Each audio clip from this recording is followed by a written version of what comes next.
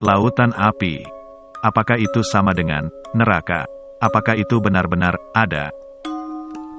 Bukan lautan sungguhan. Tapi, apa kata Alkitab? Ada 5 ayat Alkitab yang menyebutkan tentang lautan api, atau danau api, dan semuanya menunjukkan bahwa itu bukanlah lautan sungguhan.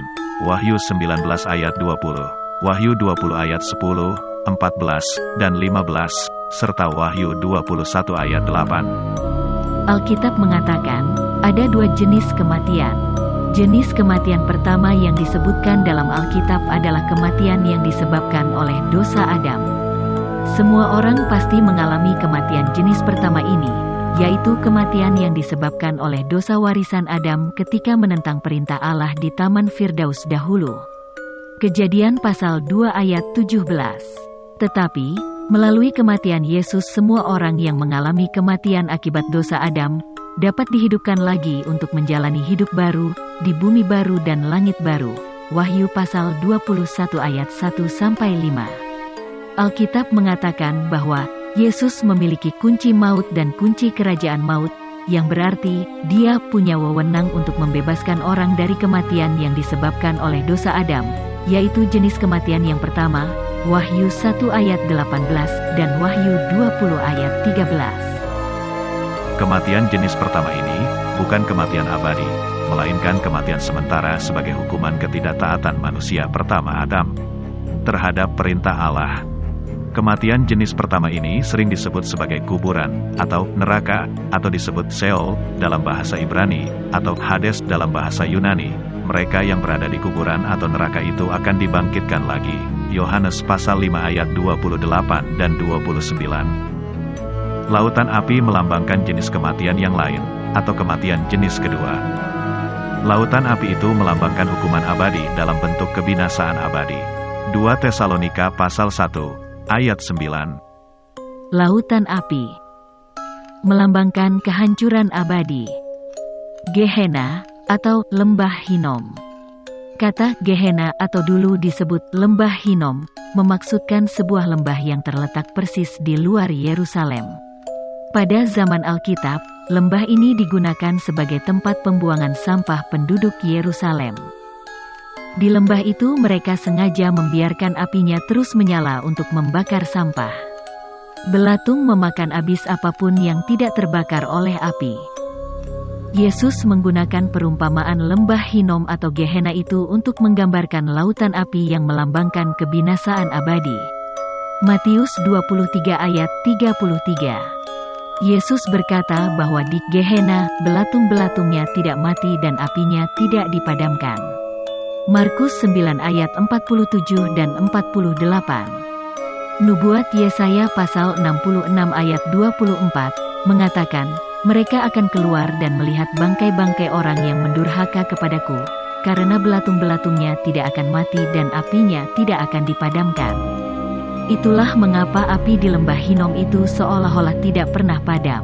Kondisi ini digambarkan sebagai lautan api, suatu kondisi di mana api tidak pernah padam untuk memusnahkan benda-benda yang tidak berguna lagi. Dalam perumpamaannya, Yesus sedang menggambarkan kepunahan total, yakni mereka yang mengalami kematian kedua, bangkainya akan dilemparkan ke Gehenna atau lautan api itu. Mereka yang dibuang ke Gehenna itu sudah mati, dan karena sudah dalam keadaan mati, maka akan dimusnahkan, bukan disiksa. Belatung dan api memusnahkan mayat, bukan menyiksa orang yang masih hidup. 2 Tesalonika pasal 1 ayat 9. Sheol, Hades, neraka, atau kuburan, berbeda dengan Gehenna, lembah Hinom atau lautan api. Perbedaannya adalah, di neraka atau kuburan, manusia yang telah mati punya harapan untuk hidup lagi, sedangkan di Gehenna atau lautan api, sesuatu yang telah mati, tidak akan mengalami kebangkitan. Dia akan mengalami kebinasaan selama-lamanya. Gehenna bukan tempat penyiksaan, melainkan tempat kebinasaan. Allah membenci penyiksaan. Allah tidak pernah menghukum manusia dengan penyiksaan di api Gehenna. Yeremia 7 ayat 31 dan Yeremia 32 ayat 35. Lalu, siapa saja yang akan dimasukkan ke dalam lautan api Gehenna itu? Ada 3 hal yang akan dibuang ke Gehenna, yaitu: yang pertama adalah setan si iblis. Wahyu pasal 20, ayat 10. Karena ia adalah makhluk roh, iblis tidak bisa dibakar dengan api sungguhan. Keluaran 3 ayat 2, dan Hakim-Hakim 13 ayat 20. Yang kedua adalah binatang buas, nabi palsu dan pengikut-pengikutnya. Wahyu 19 ayat 20. Binatang buas dan nabi palsu keduanya adalah lambang. Maka masuk akal kalau lautan tempat binatang buas dan nabi palsu itu dilemparkan, juga hanya lambang. Wahyu 13 ayat 11 dan 12, serta Wahyu 16 ayat 13. Yang ketiga, atau yang terakhir adalah kematian. Wahyu 20 ayat 14. Ini bukan suatu benda melainkan suatu keadaan tidak aktif, tidak hidup.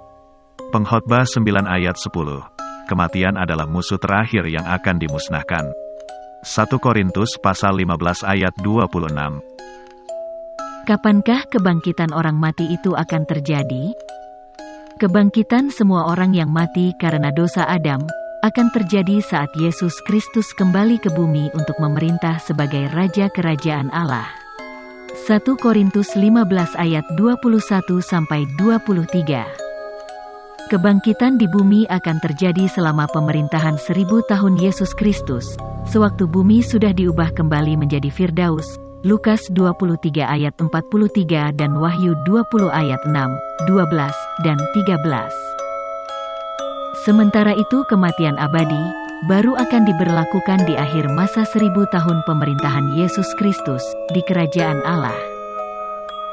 Di masa kerajaan 1000 tahun di mana Yesus Kristus menjadi Raja, akan ada kebangkitan bagi orang-orang yang benar maupun yang tidak benar.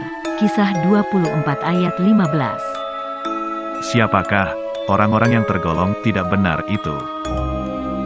Orang-orang yang tidak benar adalah miliaran orang yang tidak sempat mengenal Allah yang benar, yang bernama Yahweh.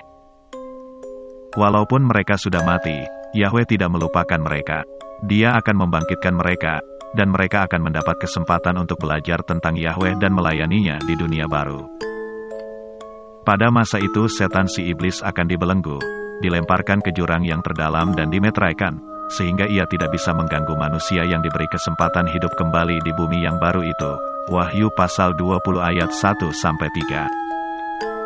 Tapi jika orang-orang tidak benar, yang diberi kesempatan itu tetap menolak menyembah Allah yang benar, dan mengakui Yesus Kristus sebagai Raja, maka mereka itu akan mengalami kematian kedua.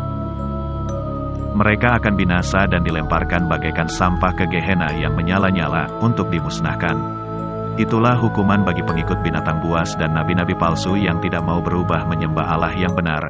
Wahyu pasal 20 ayat 10. Lalu, siapakah binatang buas dan nabi-nabi palsu yang disebutkan dalam Alkitab itu? Nantikan pembahasan di kesempatan berikutnya di kanal Apa Kata Alkitab ini. Ayo, baca terus Alkitabmu, agar mendapatkan pemahaman yang benar sesuai yang tertulis dalam Alkitab. Ikuti terus kanal Alkitab ini, supaya tidak ketinggalan pembahasan berikutnya.